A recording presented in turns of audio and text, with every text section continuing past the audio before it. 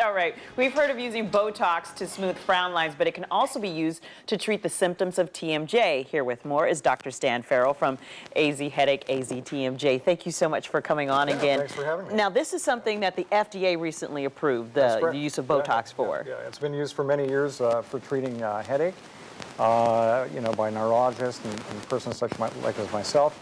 But now, one of the obstacles that we've had over time is that insurance companies would say it's experimental.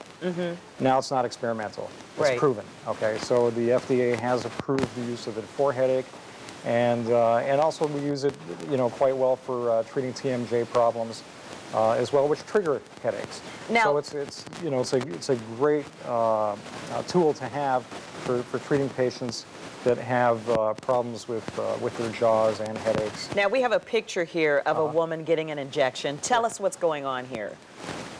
Well, that's the bottle of Botox. There you go. There you go.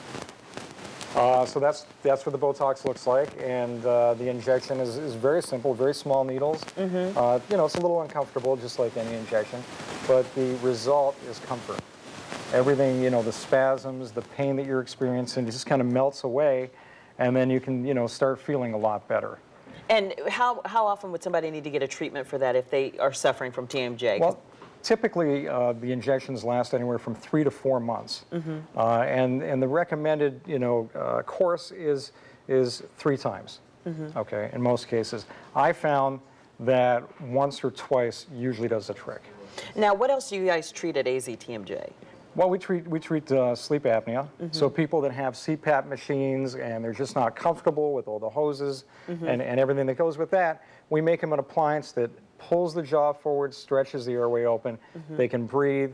They don't have to use the CPAP machine. It works very, very well. People really like that.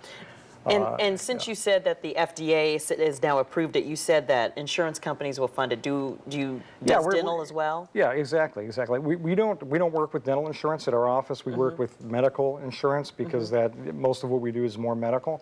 And what we're finding is that the insurances are covering this.